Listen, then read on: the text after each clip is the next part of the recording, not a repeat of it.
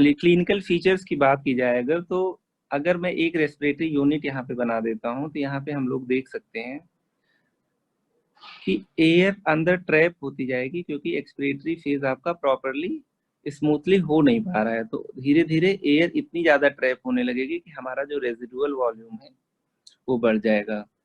So today we are going to study clinical features, investigations and management of एज्मा।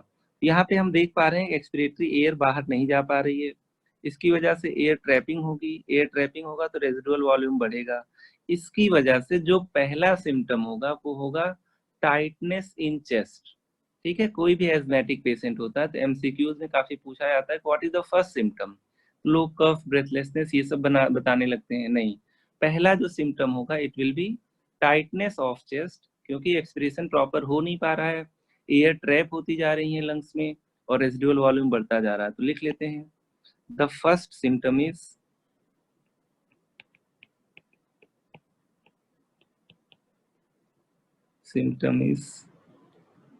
Chest tightness. आप लोग इस चीज को रिलेट कर पा रहे हो? ये तो काफी इजी है। एक्सपिरेटरी एयर आप एक्सपेल नहीं कर पा रहे हो, तो लिख लेते हैं, because air gets trapped as expiration is affected more. यहाँ पे हम लोग देख पा रहे हैं, हम लोग इंस्पिरेशन किसी तरह से कर ले रहे हैं, एक्सपिरेशन प्रॉपरली नहीं कर पा रहे हैं। अब देख लीजिए, धीरे धीरे एयर आपके लंग्स में भरती जा रही है।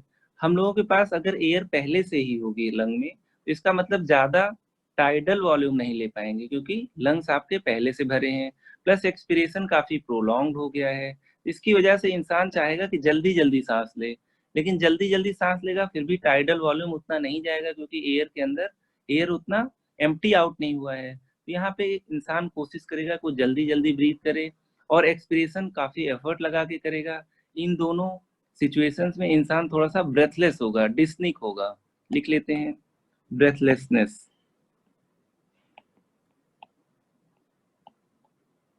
और ब्रेथलेसनेस की भी इंपॉर्टेंट चीज है कि हम लोग एज्मा पढ़ रहे हैं। एज्मा में ऐसा नहीं होगा कि धीरे धीरे ब्रेथलेसनेस होगा, ऑफ सडन ऑनसेट। जैसे ही पॉलन ग्रेन आया या कोई भी डस्ट पार्टिकल आया जिससे इंसान एलर्जिक है, या मान लीजिए कोई इसने एलर्जिक फूड खा लिया, नट खा लिया या सी फूड खा लिया, उसके बाद तुरंत आपके आईजी जो होंगे वो मास्ट सेल को डिग्रेनुलेट कर देंगे, तुरंत ब्रोंको कॉन्स्ट्रिक्शन होगा और तुरंत पेशेंट ब्रेथलेस हो जाएगा। लिख लेते हैं, of sudden onset, sudden onset after exposure of allergen. ठीक है, मेनली एलर्जिक होता है तो एलर्जन।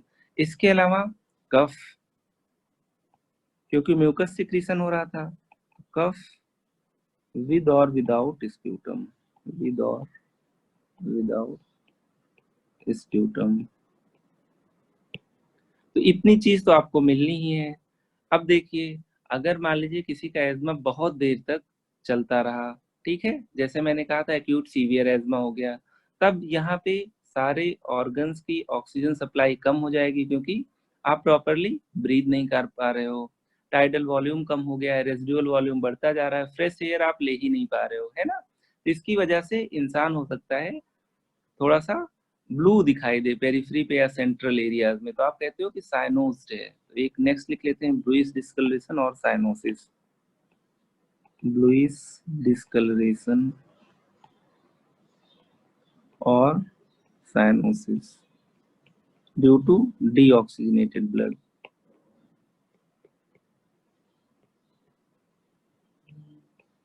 ये हम लोग पढ़ चुके हैं, ग्रेटर देन 4 ग्राम पर डेसीलीटर से ज्यादा अगर कार्बोमिनो होमोग्लोबिन होगा तभी ये आएगा। अब देख लीजिए, आपने शुरू से कहा है कि एक्सपिरेशन यहाँ पे अफेक्टेड है, इसकी वजह से ज्यादा एयर लंग्स में आपके भरते जा रहे हैं जो निकल नहीं पा रहे हैं। टाइडल वॉल्यूम कंटिन्यूअसली कम होता जा रहा है। टाइडल वॉल्यूम कम होगा तो एक स्टेज ऐसी आएगी कि जरा सा भी स्पेस ही नहीं होगा फ्रेश एयर को ब्रीथ इन करने के लिए, क्योंकि एक्सपिरेशन हो ही नहीं पा रहा है ठीक से। तो एक स्टेज ऐसी आएगी कि पेशेंट का चेस्ट जो है बिल्कुल साइलेंट हो जाएगा, कोशिश करेगा ब्रीथ करने की लेकिन कुछ भी ब्रीथ अंदर नहीं जाएगी। आप ऑस्कल्टेट करोगे तो पहले तो व्हीजिंग वगैरह आ रही होगी, क्योंकि आपका एक्सप्रेशन प्रोलॉन्ग था और एक ब्लॉकेज के अगेंस्ट एयर आप पुश कर पा रहे थे। तो पहले आपको व्हीज वगैरह मिलेंगी, उसके बाद जब सीवियरिटी और बढ़ जाएगी, जब टाइडल वॉल्यूम ना के बराबर हो जाएगा, तो आपको साइलेंट चेस्ट मिलने लगेगा। आगे लिख लेते हैं। Due to affected expiration we get wheeze। पूरे लंग्स पे आपको व्हीज मिलेंगी। व्हीज हमने बताया था कि कंटिन्यूअस एडेड साउंड होती हैं, लिख लेते हैं। क्रेप्स मैंने कहा था डिसकंटिन्यूअस होती हैं। Continuous added sound in respiratory system, तो व्हीज मिल गया। आगे चल के आप देखेंगे कि और ज्यादा ऑब्स्ट्रक्शन बढ़ेगा, एक्सपायर इंसान कर नहीं पाएगा, एयर पहले वाली ब्रीथ की अंदर रह जाएगी। Over period of time tidal volume और कम हो जाएगा, और जब हम ऑस्कल्टेट करेंगे तो रेयरली हमें कोई भी ब्रीदिंग साउंड सुनाई देगी, व्हीज भी गायब हो गए होंगे।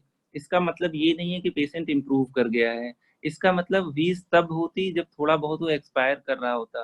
अब उसकी सिचुएशन बिल्कुल एयर एक्सेल करने की नहीं है, तो टाइडल वॉल्यूम में एयर आने की भी नहीं है ना। इस वजह से जब बहुत ज्यादा सीवियर एज्मा होता है तो हमें साइलेंट चेस्ट मिलता है। लिख लेते हैं।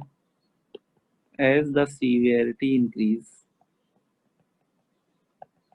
increases tidal volume is further decreased, which results in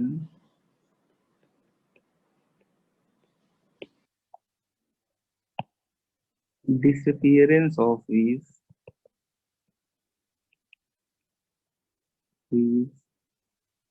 and resulting in silent chest। Silent chest, ठीक है। तो मेरे ख्याल से आप लोग समझ गए होंगे। अगर व्हीज डिसअपियर हो रही है और पेशेंट इंप्रूव नहीं कर रहा है, ब्रेथलेसनेस उसकी बढ़ती जा रही है, आपने ऑस्कल्टेट किया, आपको लग रहा है ना वेसिकुलर साउंड मिल रही है, ना एडेड साउंड मिल रहे हैं, ना ब्रोंकियल साउंड्स मिल रहे हैं, इसका मतलब कुछ ना कुछ गड़बड़ है, एयर आ ही नहीं रही है।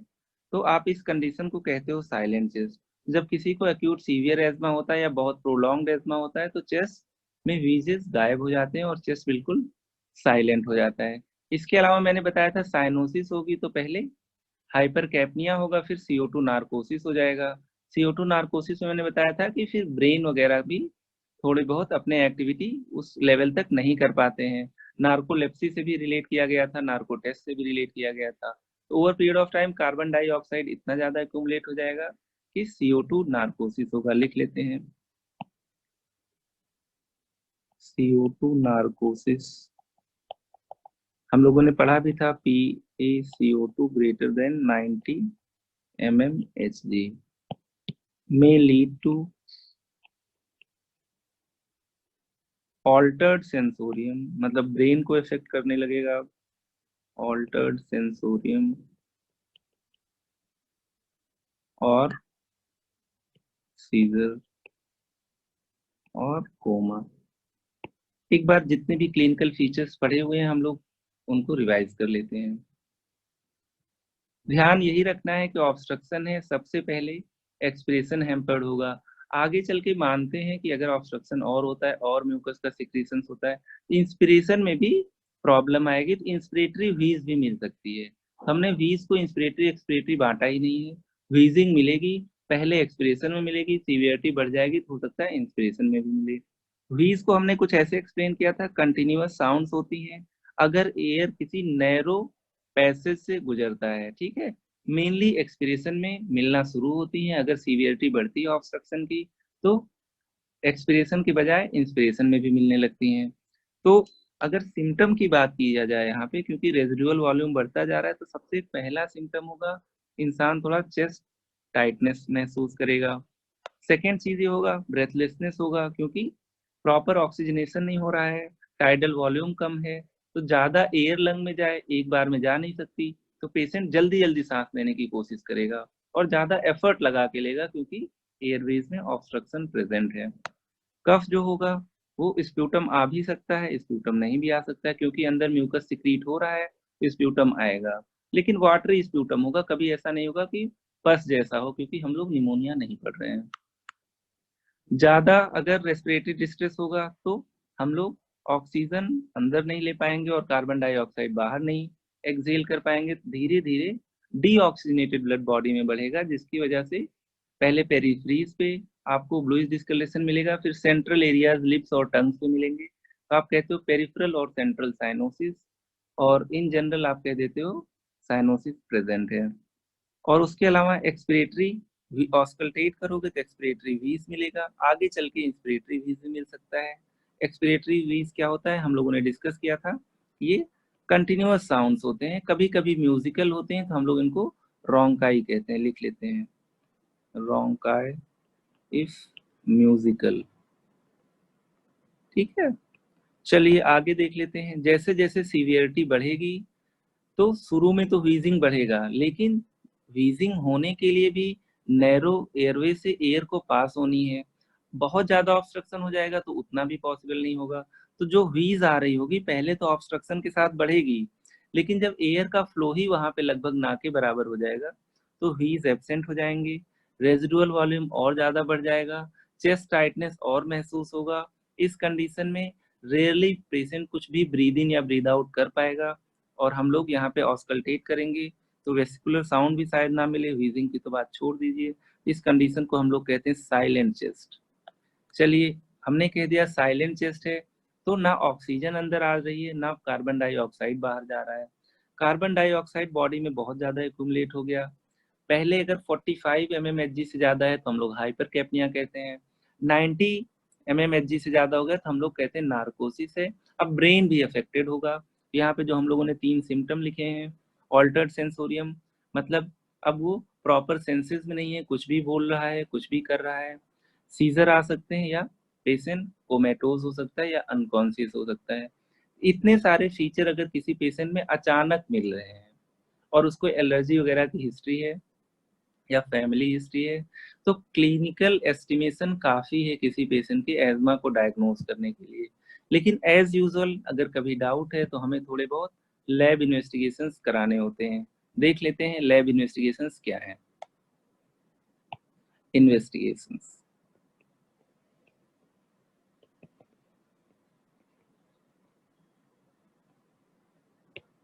हम लोगों ने बहुत दिन से एक कॉन्सेप्ट पढ़ा है कि अगर किसी को ऑब्स्ट्रक्टिव डिसीज होती है तो ऑब्स्ट्रक्टिव डिसीज में आपका एक्सपिरेशन हैम्पर्ड होता है। तो हम लोगों ने कहा था जो फर्स्ट सेकंड में हम लोग फोर्सफुली एक्सपायर करेंगे उसको FEV1 कहेंगे। तो ये चीज सबसे ज्यादा सेंसिटिव होती है किसी भी ऑब्स्ट्रक्टिव लंग डिसीज के लिए। तो जब COPD पढ़ रहे थे तो क्रॉनिक डिसीज थी, उसमें हमने कह दिया था कम होगा, अगर 80% से कम हो जाएगा तो स्टेज 1, और उसके बाद फर्दर हम लोगों ने स्टेजिंग कर ली थी। यहाँ पे हम लोगों ने देखा किसी को ब्रेथलेसनेस हो रही है तो हमने उसका FEV1 किया। अगर FEV1 यहाँ पे 85% से कम है तो जाहिर सी बात है वो ऑब्स्ट्रक्टिव डिसीज है। और यही FEV1 अगर उसको हमने नेबुलाइज या अगर उसको हमने ब्रोंकोडायलेटर का इनहेलर दे दिया तो फिर से नॉर्मल हो गया, तो इसका मतलब ये रिवर्सिबल डिसीज थी। तो इन्वेस्टिगेशन हम लोग इसीलिए कराते हैं ताकि जो कुछ चीज सस्पेक्ट कर रहे हैं उस चीज को हम लोग अब कंफर्म कर पाए। तो यहाँ पे हम लोगों ने पहली लाइन लिखी थी ब्रोंकाइटिस हो या एम्फाइसेमा हो फुली रिवर्सिबल नहीं थे। यहाँ पे हम लोग जो भी डिसीज पढ़ रहे हैं, जो भी प्रॉब्लम पढ़ रहे हैं, फुली रिवर्सिबल है। तो FEV1 जाहिर सी बात है कम होगा। हम लोग जो कट ऑफ ले लेते हैं वो 80 या 85% से कम आया, लेकिन जब ब्रोंको डायलेटर दे दिए तो वो प्रॉपर जो नॉर्मल होता है वो 100% पहुंच गया, या 20% से ज्यादा इंप्रूव हो गया, जो भी उसका बेस लाइन था। लिख लेते हैं एज इन स्पायरोमेट्री हेडिंग डाल लेते हैं आपके,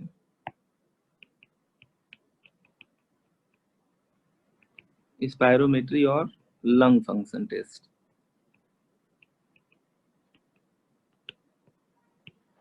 So as we know that FEV1 decreases in obstructive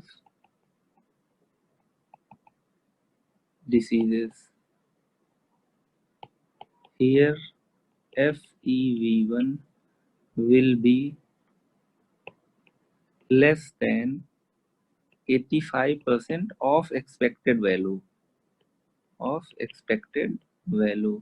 but after nebulization FEV1 improves, लिख लेते हैं, but soon after giving beta 2 agonist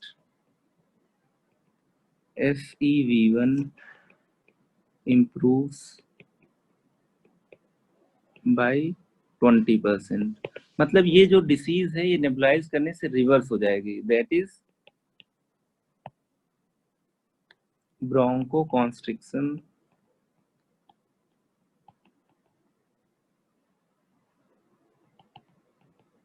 reversed by beta 2 agonist. अभी तक जो भी हम लोगों ने डिसीज पढ़ा है रिवर्स नहीं हुआ है, या तो बिल्कुल फायदा नहीं हुआ है या तो पेशेंट को थोड़ा बहुत फायदा हुआ है ना। तो अगर पल्मोनरी फंक्शन टेस्ट की बात किया जाए यहाँ पे तो पहला पॉइंट लिख लेते हैं FEV1 less than 85% of expected value, है ना।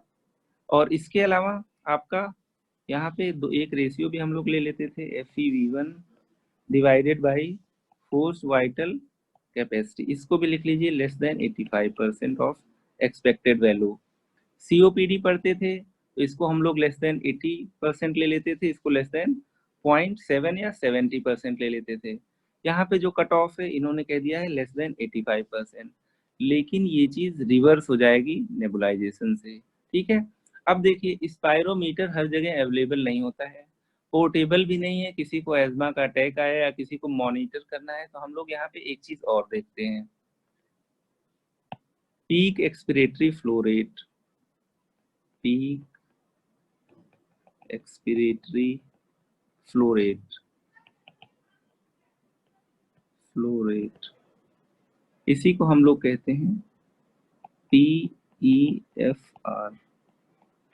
इसमें एक आपको मशीन दी जाती है छोटी सी, उसमें एयर ब्लो करना होता है खूब तेज इंस्पायर करने के बाद। यहाँ से हम लोग ये मेजर कर सकते हैं कि मैक्सिमम कितना एक्सपिरेटरी फ्लो की स्पीड हो सकती है, ठीक है। इसकी जो यूनिट होती है वो लीटर पर मिनट होती है, लिख लेते हैं लीटर पर मिनट।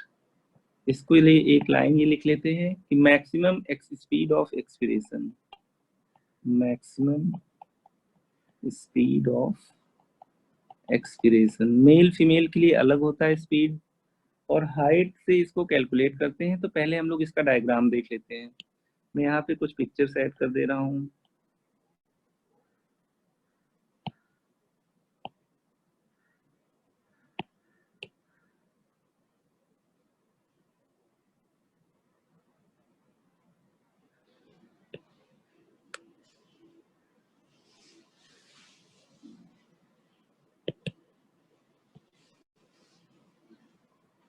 यहाँ पे देखिएगा ये तो इनहेलर वगैरह है, मैंने थोड़ा बहुत बता दिया था, ये नेबुलाइजर है कैसे देते हैं ये भी बता दिया था, ये एक इनहेलर बाहर निकाल के रखा है।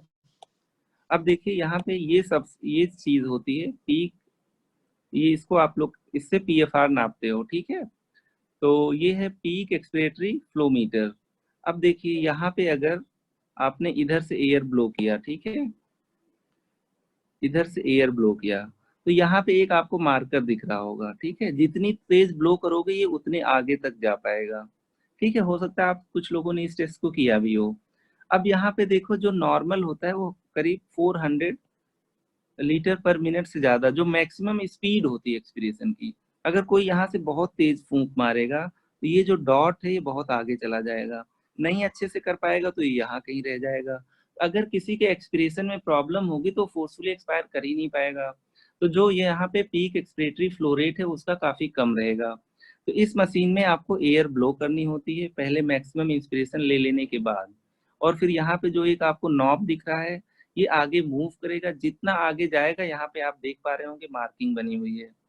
तो यहाँ पे जो मिनिमम होता है करीब वो 400 होता है गर्ल्स के लिए, 500 बॉयज के लिए होता है अगर वो एडल्ट है। तो इतना तो आपको इतने रेट से एक्सपायर कर सकते हो, ये नॉर्मल है। मतलब 400 लीटर पर मिनट स्पीड ऑफ एक्सपिरेशन, ये मिनिमम नॉर्मल है। कोई बच्चा होगा तो उसका भी 200 मिनिमम लेते हैं, लेकिन बच्चे सब ये टेस्ट कर नहीं पाएंगे जब तक वो आपके कमांड्स को फॉलो करने लायक नहीं हो जाएंगे। कैसे इसका देखा गया है कि क्या नॉर्मल है क्या नॉर्मल नहीं है? इसके लिए हमें चार्ट से देखना पड़ता है, पेशेंट की हाइट से। जैसे मान लीजिए कि कोई भी लेडी है तो एटलीस्ट 150 सेंटीमीटर की तो होगी ही, तो जो उसके करस्पॉन्डिंग फ्लो रेट आना चाहिए वो एटलीस्ट 350 आना चाहिए।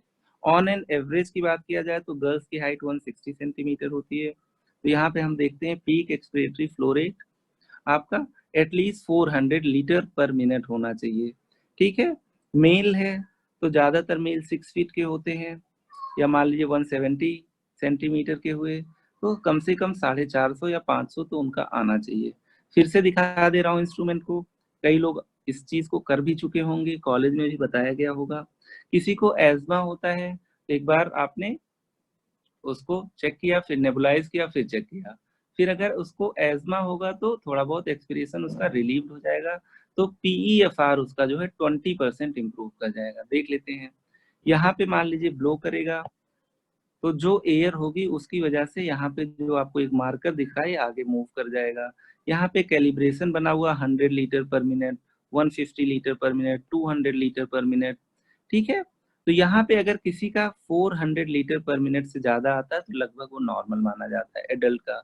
मेल है तो 450 तक नॉर्मल मानेंगे। तो इसको हम लोग मेल फीमेल के अलावा हाइट से भी कैलिब्रेट करते हैं। मान लीजिए किसी मेल की भी हाइट अगर 150 है, अगर वो इतना इतना ब्लो करके 350 ला पा रहा है तो वो नॉर्मल है।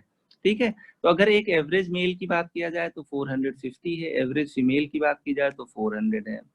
ठीक है, अगर हाइट से इसको देखा जाए तो हाइट के अकॉर्डिंग इस चार्ट से हम लोग मैच कर सकते हैं। मेरे ख्याल से आप लोग जान गए होंगे।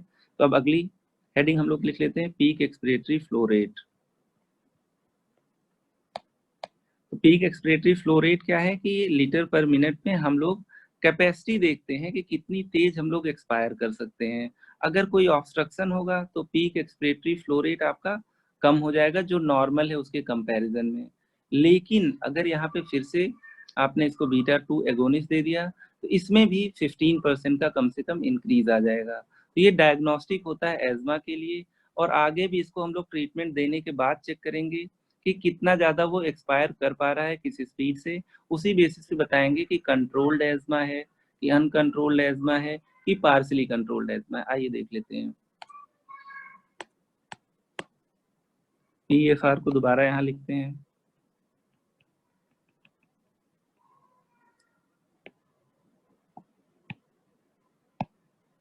पीक एक्सपायरेटरी फ्लो रेट, तो पीक एक्सपायरेटरी फ्लो मीटर से हम लोग इसको नापते हैं। तो इसको it depends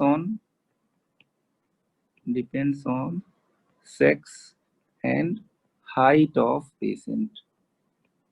height of patient कैसे डिपेंड करती है हम लोगों ने चार्ट में देख लिया है। तो ये भी आपका 85% से कम आता है नॉर्मली, जो एक्सपेक्टेड रहता है उस एज ग्रुप में। अच्छी बात ये होती है कि जैसे ही आपने बीटा 2 एगोनिस्ट दे दिया तो ये 15% से ज्यादा इम्प्रूव कर जाता है। लिख लेते हैं, it is decreased in asthmatic patients but improves by 15% after beta 2 agonist administration। ठीक है, तो 15% से अगर ज्यादा इंप्रूव कर गया इसका मतलब ये रिवर्सिबल डिसीज है और ये मोस्ट प्रोबेबली एज्मा हो सकता है। तो लंग फंक्शन टेस्ट को हम लोग समराइज कर लेते हैं। Summary of lung function test, कुछ चीज हम लोग पहले पढ़ चुके थे।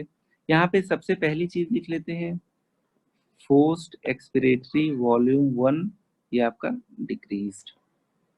ठीक है, और इसके अलावा FeV1/FVC आपका लेस देन 85%। दूसरा ये हो गया। अब यहाँ पे आप लोग शुरू से ही देख रहे हो रेजिडुअल कैपेसिटी बढ़ गई होगी पेशेंट की, क्योंकि हम लोग एक्सपायर कर नहीं पा रहे हैं। तो लिख लेते हैं रेजिडुअल कैपेसिटी या रेजिडुअल वॉल्यूम इंक्रीज्ड। इसी की वजह से आपका चेस्ट टाइट होगा, या एक्सरे कराओगे तो चेस्ट हाइपर इन्फ्लेटेड दिखेगा। और जैसे एम्फाइसीमा में देखा था ट्यूबुलर हार्ट मिल रहा था, तो यहाँ भी मिल सकता है। Leads to chest hyperinflation, hyperinflation, और सिम्टम में चेस्ट टाइटनेस। सारी कहानी यहीं से स्टार्ट हुई थी। तो यहाँ पे रेजिडुअल वॉल्यूम इंक्रीज हो जाएगा, तो टोटल लंग कैपेसिटी भी बढ़ जाएगी, है ना, क्योंकि रेजिडुअल वॉल्यूम आपके कंपोनेंट में आता है। तो यहाँ लिख लेते हैं total lung capacity, total lung capacity increased. अब देखिए एक चीज होती थी वाइटल कैपेसिटी। वाइटल कैपेसिटी में हम लोग यही कहते थे कि एयर मैक्सिमम इंस्पायर कर लेंगे, फिर उसके बाद कोशिश करेंगे कि कितना एक्सपायर कर सकते हैं। यहाँ पे भी एक्सपीरेशन से रिलेटेड प्रॉब्लम है ये।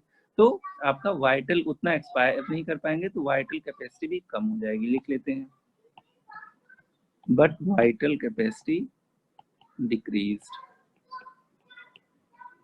because expiration is hampered, expiration is hampered। चलिए इतनी चीजें हम लोगों ने देख ली। आज एक एडिशन किया था हमने, पीईएफआर। पीईएफआर भी कम हो जाएगा, लेकिन वो चीज भी रिवर्सिबल है। लिख लेते हैं पीईएफआर आपका डिक्रीज होगा। अब देखिए जो भी आपका फोर्स्ड एक्सपिरेटरी वॉल्यूम है और पीईएफआर है, ये दोनों कम है, लेकिन जैसे ही बीटा 2 एगोनिस्ट दोगे, दोनों एटलीस्ट 15 to 20% इंप्रूव कर जाएंगे। लिख लेते हैं पीईएफआर या FEV1 पीईएफआर, ये दोनों आपके क्या हैं, डिक्रीज्ड हैं। लेकिन अब आपने इस पेशेंट को बीटा 2 एगोनिस्ट दे दिया, तो इसके बाद क्या होगा, 15 to 20% इम्प्रूवमेंट। मतलब जो प्री FEV1 होगा, प्री नेबुलाइजेशन, और जो पोस्ट नेबुलाइजेशन होगा, उसमें कम से कम 20% का इम्प्रूवमेंट आएगा। तो एक तरह से यही चीज एज्मा के लिए डायग्नोस्टिक है, और आगे जब हम लोग ट्रीटमेंट देंगे तो कैसे उसको टाइट्रेट और कम ज्यादा करना है, इन्हीं दोनों टेस्ट के बेसिस पे हम लोग करेंगे। Therefore these parameters are used to diagnose asthma and monitor treatment response।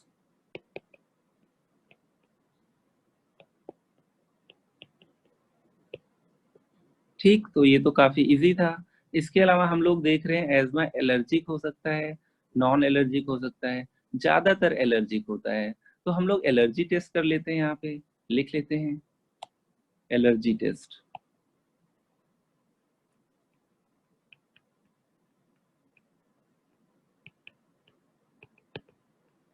Allergy test में एक तो हम लोग किसी पेशेंट का IgE लेवल करा सकते हैं, लेकिन वो हम लोग अलग से ब्लड टेस्ट में देख लेते हैं। जब एलर्जी टेस्ट करते हैं तो हम लोग क्या करते हैं, जैसे मान लो किसी को किसी फ्रूट से एलर्जी है, तो हम लोग क्या करेंगे, एक पिन लेंगे, उस फ्रूट में एक प्रिक कर देंगे उसी पिन से, तो उस पिन में कुछ ना कुछ फ्रूट के पार्टिकल्स लग जाएंगे, है ना। जैसे मान लो कल मैंने शायद बनाना का एग्जांपल लिया था, तो एक पिन को बनाना से, एक पिन को बनाना, सॉरी बनाना को पिन चुभो देंगे, ठीक है। फिर इसी पिन को हम लोग उस इंसान के स्किन पे चुभो देंगे। अगर वो हाइपर सेंसिटिव होगा तो एक एरिया होगा जो रेड हो जाएगा पिन के आसपास, तो इसी को हम लोग कहते हैं एलर्जिक टेस्ट। तो अगर देखा जाए तो नट्स के, सी फूड्स के अगेंस्ट और कुछ फ्रूट्स के अगेंस्ट हम लोग देखते हैं, या कुछ पॉलन के अगेंस्ट। लेकिन अगर किसी को किसी पर्टिकुलर चीज से, किसी भी चीज से हो रहा होता है, तो हम लोग उस चीज से भी टेस्ट कर सकते हैं। यहाँ पे लिख लेते हैं a needle prick is done on volar aspect of hand. ये जो निडल होगी इसके साथ कुछ ना कुछ आपका एलर्जिक मटेरियल स्टिक रहेगा। The needle is first introduced in the material which is suspected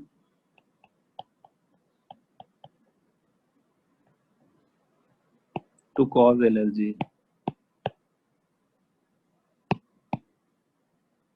which is suspected to be the allergen। बहुत ही इजी टेस्ट है, लेकिन इसके लिए प्रिपरेशन बहुत अच्छी करनी होती है, कहीं ऐसा ना हो कि इतना ज़्यादा एलर्जिक हो उस चीज़ से इंसान की उसको एनाफाइलेक्सिस हो जाए।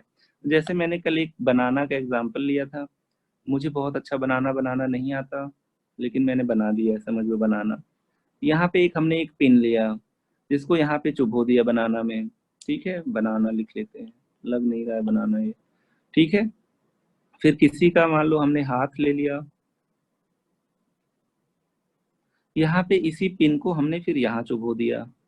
अगर यहाँ पे एरिया आपको थोड़ा सा रेडनेस वाला मिल जाएगा, इसका मतलब ये इंसान इस पर्टिकुलर चीज के लिए एलर्जिक था, रेडनेस और इरिदिमा या इंड्यूरेशन, ठीक है। तो इस तरीके से हम लोग पर्टिकुलर चीज के लिए एलर्जी टेस्ट कर सकते हैं कि हाँ इस चीज से कोई एलर्जिक तो नहीं है, ठीक है। जैसे मान लीजिए कोई ग्राउंड नट से एलर्जी है किसी को, पहले पिन को लिया, उसमें थोड़ा बहुत ग्राउंड नट हम लोगों ने किसी तरीके से लगा दिया, चाहे ग्राउंड नट में उसको पियर्स कर दिया, फिर उसके बाद स्किन में लगा दिया, चाहे हमारे पास ग्राउंड नट पाउडर या अलग अलग एलर्जन किट्स होते हैं जिसमें हम लोग उसको डुबो देते हैं। तो ये आपका एलर्जी टेस्ट हो गया। तीसरा टेस्ट होता है, आप लोग सीरम आईजीई लेवल करा लीजिए। Third, serum IgE level. तो जो लोग एज्मा वाले होते हैं उसमें ये लेवल बढ़ा हुआ मिला आता है। इसके अलावा आप स्नोफिल काउंट वगैरह भी करा सकते हो ब्लड में। अगला लिख लीजिए सीबीसी, कंप्लीट ब्लड काउंट।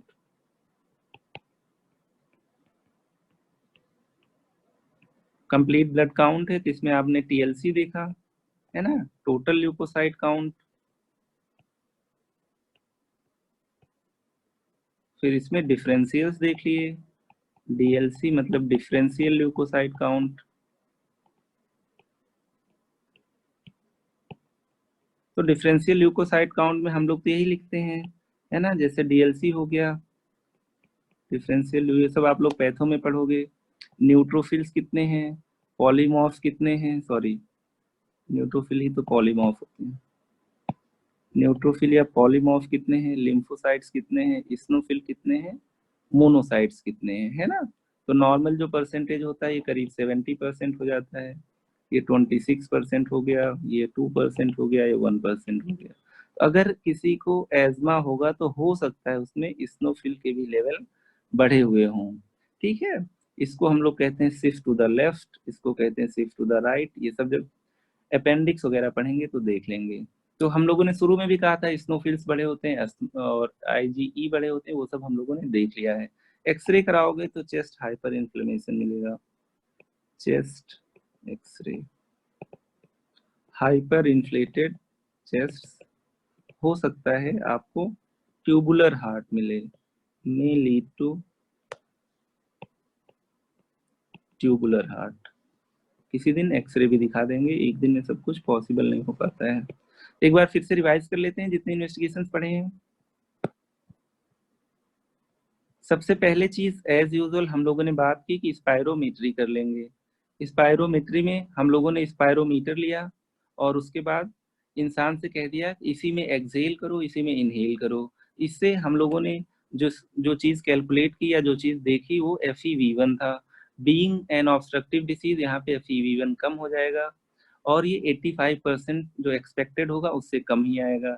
लेकिन जब हम इस पेशेंट को बीटा 2 एगोनिस्ट दे देंगे, चाहे इनहेलेशनल सॉरी चाहे नेबुलाइजेशन चाहे आपका इनहेलर से, तो ये 20% इम्प्रूव कर जाएगा। अब देखिए यहाँ पे हम कह सकते हैं बीटा 2 से आपका ऑब्स्ट्रक्शन रिवर्स हो गया। FeV1 less than 85%, FeV1 by FVC ये भी लेस देन 85%, क्योंकि दोनों लगभग इक्वली डिक्रीज होते हैं। ये कभी-कभी ज़्यादा डिक्रीज़ हो जाएगा तो ये रेशियो और कम आता है।